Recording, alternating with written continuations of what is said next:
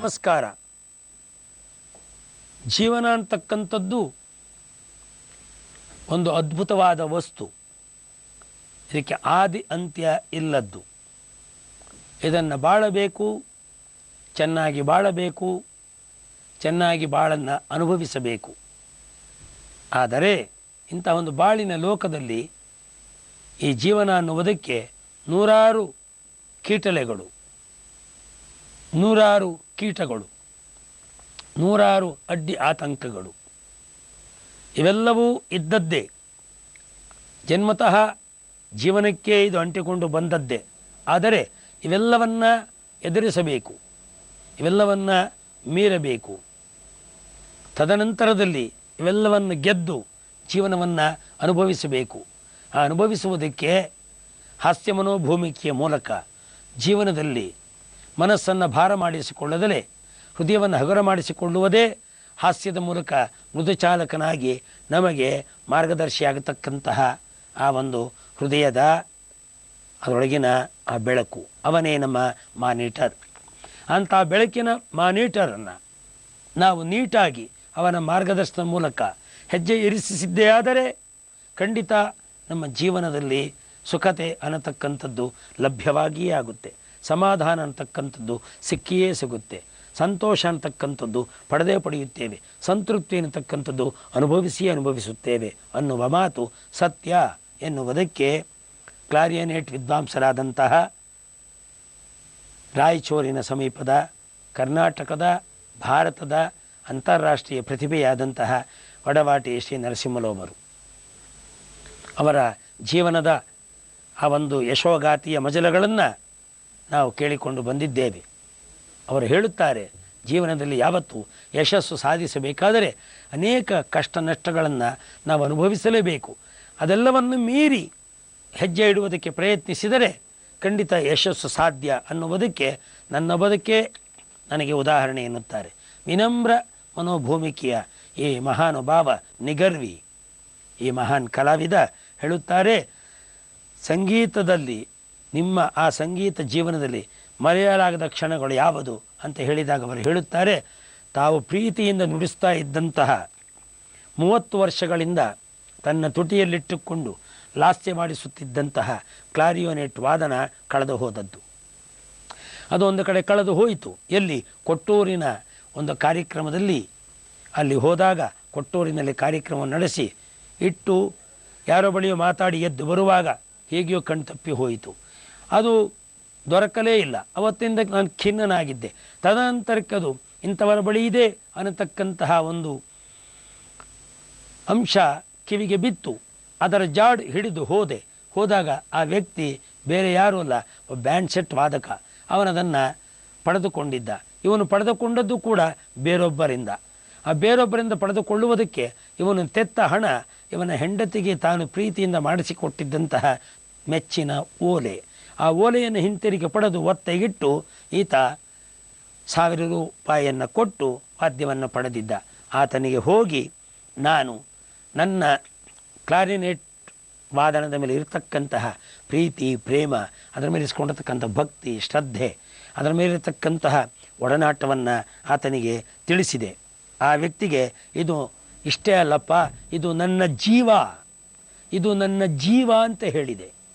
ಇದಿಲ್ಲ ನಾನು ಶವ, ಇದಿದ್ದರೆ ನಾನು ಶಿವ. ಇದು ನನ್ನ ಜೀವ, ಈ ಕ್ಲಾರಿನೆಟ್ ವಾದನ ಇದು ನನ್ನ ಜೀವ. ಇದಿಲ್ಲ ನಾನು ಶವ, ಇದು ನನ್ನ ಕೈಲಿದ್ದರೆ ಆಗ ನಾನು ಶಿವ ಅನ್ನುವುದನ್ನು ಆತನಿಗೆ ಮನವರಿಕೆ ಮಾಡಿಕೊಟ್ಟೆ. ಬರೀ ಹೇಳಲಿಲ್ಲ, ಮನವರಿಕೆ ಮಾಡಿಕೊಟ್ಟೆ.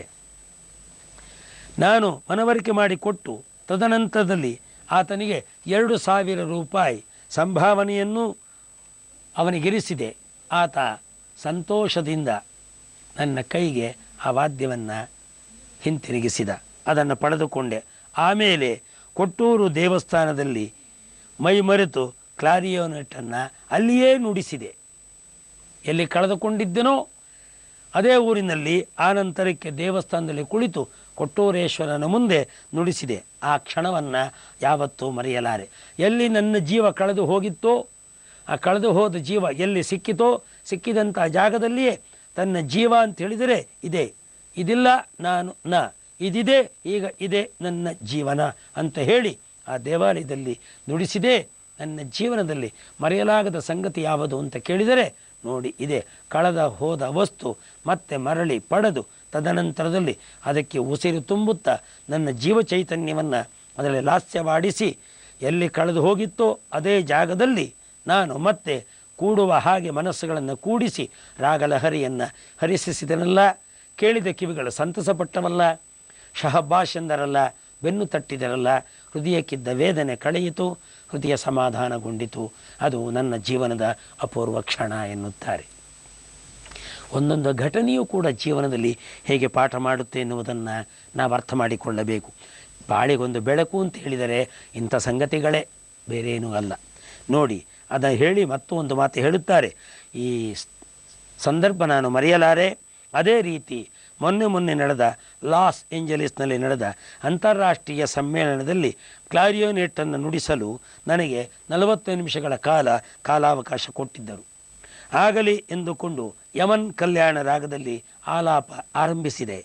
ಕೊನೆಗೆ ಎಲ್ಲರೂ ಅಲ್ಲಿ ನೆರೆದಿದ್ದಂತಹ ಆ ಒಂದು ಅದ್ವಿತೀಯ ಪ್ರಪಂಚದ ಶ್ರೇಷ್ಠ ಸಾಧಕರು ನನ್ನ ಈ ಒಂದು ರಾಗದ ಆಲಾಪನೆಗೆ, ನಾನು ನುಡಿಸುವ ನನ್ನ ಒಂದು ಈ ಕೈಬೆರಳಿನ ಮೂಲಕ ಕ್ಲಾರಿನೆಟ್ಟಿನ ಆ ನುಡಿಯ ಶಕ್ತಿಗೆ ತಲೆದೂಗಿ 20 ನಿಮಿಷ ಹೆಚ್ಚಿಗೆ ಕೊಟ್ಟು ಮತ್ತಷ್ಟು ರಾಗಗಳನ್ನು ಇದನ್ನು ನುಡಿಸುವುದಕ್ಕೆ ಅನುವು ಮಾಡಿಕೊಟ್ಟರು, ಪ್ರೋತ್ಸಾಹಿಸಿದರು, ಬೆನ್ನು ತಟ್ಟಿದರು, ಹೃದಯ ಮುಟ್ಟಿದರು, ಮೆದುಳು ಮುಟ್ಟಿದರು.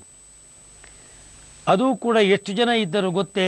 ಆ ಸಭೆಯಲ್ಲಿ 1,500 ಕ್ಲಾರಿಯೋನೆಟ್ ವಾದಕರಿದ್ದ ಸಮ್ಮೇಳನ ಅದು.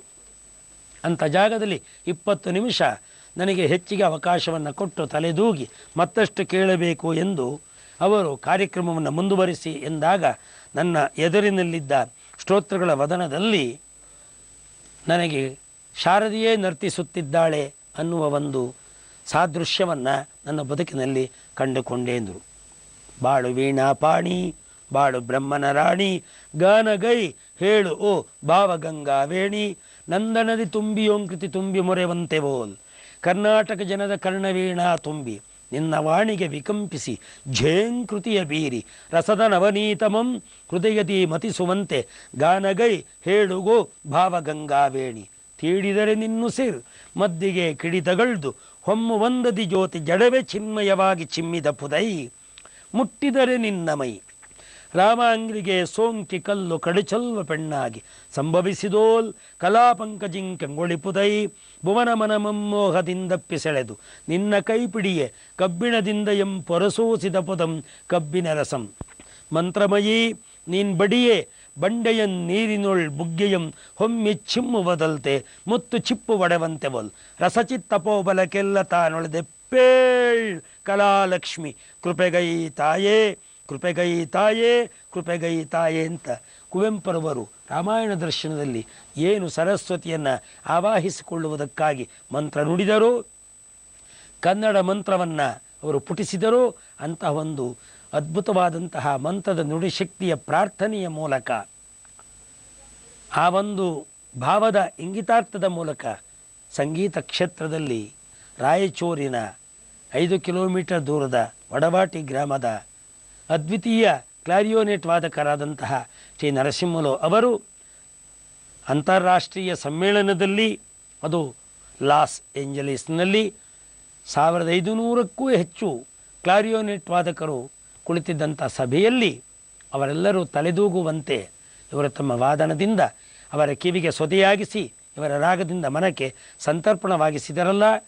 ಆಗ ಇವರು ಕಂಡುಕೊಂಡ ಅನುಭವ ಏನಪ್ಪ ಅಂತ ಹೇಳಿದರೆ, ತಲೆದೂಗುವವರ ಮುಂದೆ ಅಲ್ಲಿ ಶಾರದೆಯೇ ತಲೆದೂಗುತ್ತಾ ನನ್ನ ಕೈಲಿ ನುಡಿಸುವ ಈ ಶಕ್ತಿಗೆ ಅವಳೇ ನರ್ತಿಸುತ್ತಿದ್ದಾಳೋ ಅನ್ನುವ ಒಂದು ಭಾವ ನನಗೆ ಸ್ಫುರಿಸಿತು. ಆ ರೀತಿ ರೋಮಾಂಚನಗೊಂಡೆ ಎಂದರು. ಒಬ್ಬ ವ್ಯಕ್ತಿಯ ಸಾಧನಾ ಪಥದಲ್ಲಿ ಕೇವಲ ಸಾಧನೆಯ ಮಾರ್ಗದಲ್ಲೇ ಸಾಗುತ್ತಾ ವಿಕ್ರಮವನ್ನು ಗಳಿಸ್ತಕ್ಕಂಥದ್ದೇ ದೊಡ್ಡದು ಅಂತ ಭಾವಿಸಿದಲೇ ಅದರ ಮೂಲಕ ಸ್ವಯಮೇವ ಮೃಗೇಂದ್ರತ ಅನ್ನುವ ಹಾಗೆ ತನ್ನ ಶಕ್ತಿಯಿಂದ ವಿಜೃಂಭಿಸಿ ತಾನೂ ಸಂತಸಪಟ್ಟು ಮತ್ತೊಬ್ಬರನ್ನು ಸಂತಸಪಡಿಸ್ತಕ್ಕಂಥದ್ದು ಇದೆಯಲ್ಲ, ಅದು ನಿಜವಾದ ಸಂಸ್ಕೃತಿ, ಅದು ನಿಜವಾದ ಸಂಸ್ಕಾರ. ಅಂಥ ಸಂಸ್ಕೃತಿಯ ಸಂಸ್ಕಾರದ ಸಾಕಾರ ರೂಪವಾಗಿರ್ತಕ್ಕಂತಹ ಕ್ಲಾರಿಯೋನೆಟ್ ಮಹಾನುಭಾವ ನರಸಿಂಹಲು ವಡವಾಟಿಯವರಿಗೆ ನಾವೆಲ್ಲ ಋಣಿಗಳು. ಇವತ್ತು ಲಾಸ್ ಏಂಜಲೀಸ್ನಲ್ಲಿ ಆ ಅಧ್ಯಕ್ಷ ಸ್ಥಾನವನ್ನು ವಹಿಸುವುದರ ಮೂಲಕ ಕೇಂಬ್ರಿಡ್ಜಿನ ಅಂತಾರಾಷ್ಟ್ರೀಯ ಬಯೋಗ್ರಫಿ ಸೆಂಟರಿನಲ್ಲಿ ತಮ್ಮ ಹೆಸರನ್ನು, ಕರ್ನಾಟಕದ ಹೆಸರನ್ನು ಕನ್ನಡದ ಕಸ್ತೂರಿಯಾಗಿ ಮೂಡಿಸಿದ್ದಾರೆ. ಇಂಥವರ ಒಂದು ಸಾಧನಾ ಪಥದ ಈ ಎಲ್ಲ ಮಜಲುಗಳ ಆ ಒಂದು ಘಟನೆಗಳು, ಸಾಮಾನ್ಯ ಸಂಗತಿಗಳು ಅಸಾಮಾನ್ಯತ್ವಕ್ಕೆ ಅವರನ್ನು ಹೇಗೆ ಕೊಂಡೊಯ್ತು ಅನ್ನುವುದಕ್ಕೆ, ಹೇಗೆ ಅವರಿಗೆ ಪ್ರೇರಣೆಯಾಯಿತೋ, ಬಾಳಿಗೊಂದು ಬೆಳಕಾಯಿತೋ, ಹಾಗೆ ನಮ್ಮ ಬದುಕಿನಲ್ಲಿ ನಾವು ಕೂಡ ಒಂದು ಸಂಗತಿಗಳ ಕಡೆಗೆ ನಿರ್ಲಕ್ಷ್ಯ ವಹಿಸಿದರೆ, ಲಕ್ಷ್ಯ ವಹಿಸಿದರೆ ನಮ್ಮ ಬದುಕಿಗೂ ನಮ್ಮ ಬಾಳಿಗೊಂದು ಬೆಳಕು ಕಾಣದಲೇ ಇರುತ್ತದೆಯೇ? ಕಂಡೇ ಕಾಣುತ್ತದೆ. ಬಾಳಿಗೊಂದು ಬೆಳಕನ್ನು ಇಂಥವರ ಬದುಕಿನ ಒಂದು ಬೆಳಕಿನಿಂದ ಕಂಡುಕೊಳ್ಳೋಣ ಅನ್ನತಕ್ಕಂಥದ್ದೇ ನನ್ನ ನಿಮ್ಮ ನಡುವಿನ ಪೂಜಾರಪ್ಪನ ಮಾತಿನ ಅಂತರಂಗದ ಒಂದು ಕಳಕಳಿ. ಏನಂತೀರಿ? ನಾಳೆ ಭೇಟಿಯಾಗೋಣ.